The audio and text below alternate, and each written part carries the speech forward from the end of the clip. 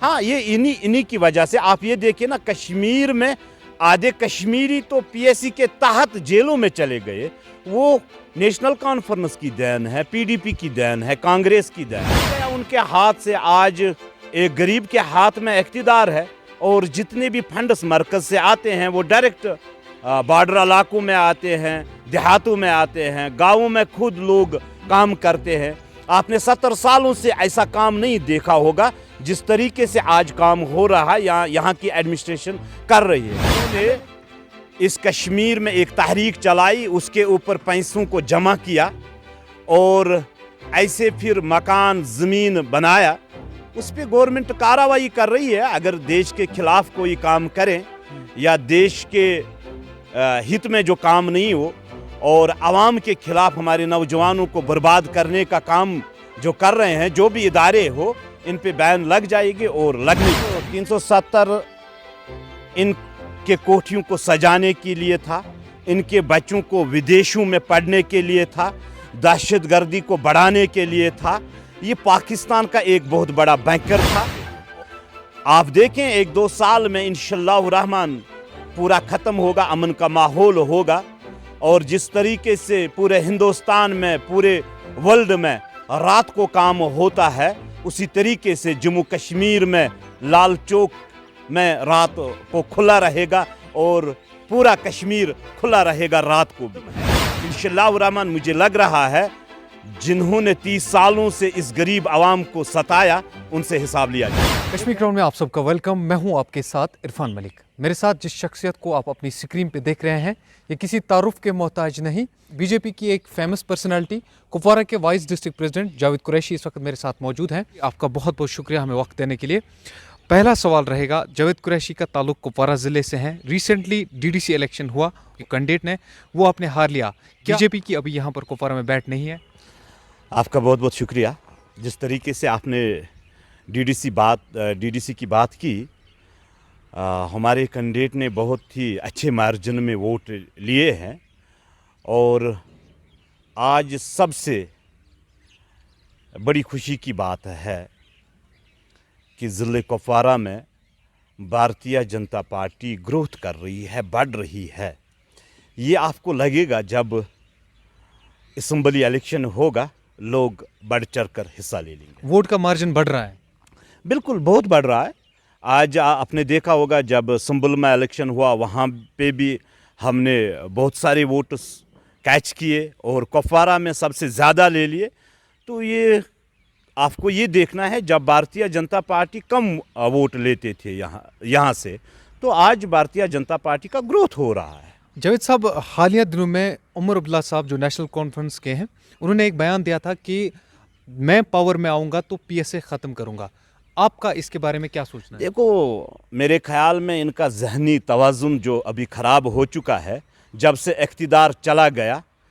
इनके दादा साहब ने, शेख महमूद अब्दुल्ला साहब ने इस एक्ट को लाया था यहाँ पे, और 70 सालों की हुकूमत आप देखें, इनका बाप चीफ मिनिस्टर रहा है, खुद चीफ मिनिस्टर रहे हैं और मरकज़ी सरकार में वज़ीर भी रहे हैं। आज तक तो इन्होंने कभी बात नहीं की। जब कुर्सी चली जाती है तो इनको ये चीज़ें याद। हाँ, ये इन्हीं की वजह से आप ये देखिए ना, कश्मीर में आधे कश्मीरी तो पीएससी के तहत जेलों में चले गए। वो नेशनल कॉन्फ्रेंस की देन है, पीडीपी की देन है, कांग्रेस की देन है। और मेरे ख्याल में वही मैंने कहा कि ज़हनी तवाज़ुन से आज वो बेचारे आपको लग रहा है पीएसए को ख़त्म किया जाना चाहिए कश्मीर से? देखो, आपको ये देखना है कि पीएसए इन्होंने लाया। जब इनको ख़त्म करना था, जब इनकी हुकूमतें रही थी, तब किया नहीं, तो आज किसकी बात कर रहे हैं? ये बुखलाहट में है, इनकी ज़मीन खिसक चुकी है और ये नहीं कर सकते हैं। आने वाला असेंबली इलेक्शन होगा या पार्लियामेंट्री इलेक्शन होगा, हम उसमें बढ़ चढ़ के हिस्सा लेंगे। तो आप क्या सोच रहे हैं? वो उन्होंने पंचायत इलेक्शन में बाइकाट किया था। जब पंचायत राज एक्ट तो इन्होंने 70 सालों से यहाँ पे लागू होने नहीं दिया, तो जब फिर मरकज़ी सरकार ने इसको लागू किया तो इन्होंने उस टाइम पे बाइकाट किया था।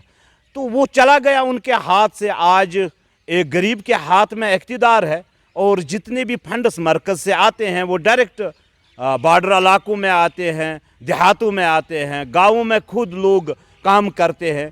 आपने 70 सालों से ऐसा काम नहीं देखा होगा जिस तरीके से आज काम हो रहा है, यहाँ की एडमिनिस्ट्रेशन कर रही है। एमएलए के जहन में, जिस एमएलए के पीछे यहाँ की गरीब जनता को जाना पड़ता था श्रीनगर में, जम्मू में, आज वो अपने हलके में काम करते हैं। आज बीडीसीज है, डीडीसीज है, सरपंच, वार्ड मेंबर्स है, आज वो काम हो रहा है जो 70 सालों में नहीं हो पा तो रहा। आपको लग रहा है कि 2019 में जब से आर्टिकल 370 एब्रोगेट किया गया तब से बहुत अच्छा काम हो रहा है, डेवलपमेंट हो रही है कश्मीर में? देखो, 370 इनके कोठियों को सजाने के लिए था, इनके बच्चों को विदेशों में पढ़ने के लिए था, दहशतगर्दी को बढ़ाने के लिए था। ये पाकिस्तान का एक बहुत बड़ा बैंकर था और इसका मैं ये कहूँ कि अगर हम आज भरपाई करें इन 70 सालों की तो बहुत टाइम लग जाएगा।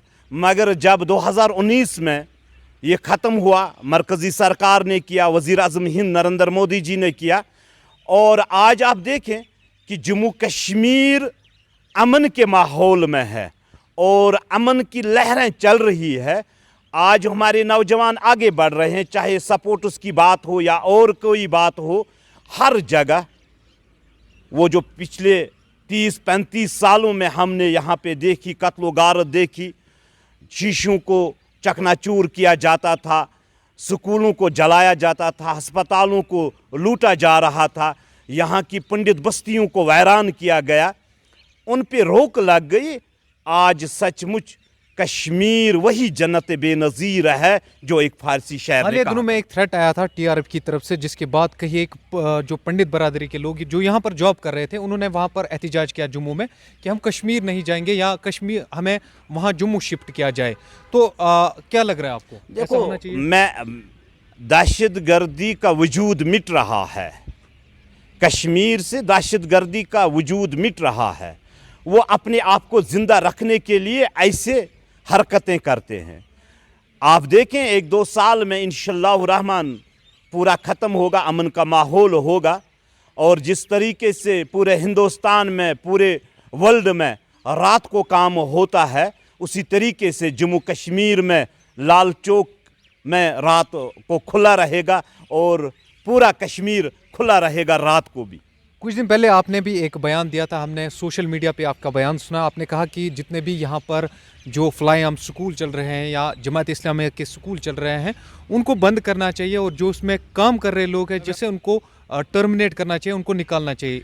देखो, जिन्होंने यहाँ इस कश्मीर को बर्बाद करके रखा, आम लोगों को इन्होंने धोखे में रखा, आम लोगों के साथ इन्होंने ऐसे एजेंडों का ऐलान किया, कभी सब्ज़ रुमाल दिखाई, कभी नया कश्मीर दिखाया, बहुत ऐसे एजेंडों का इन्होंने हर वक्त इस कश्मीर के आवाम को गुमराह किया।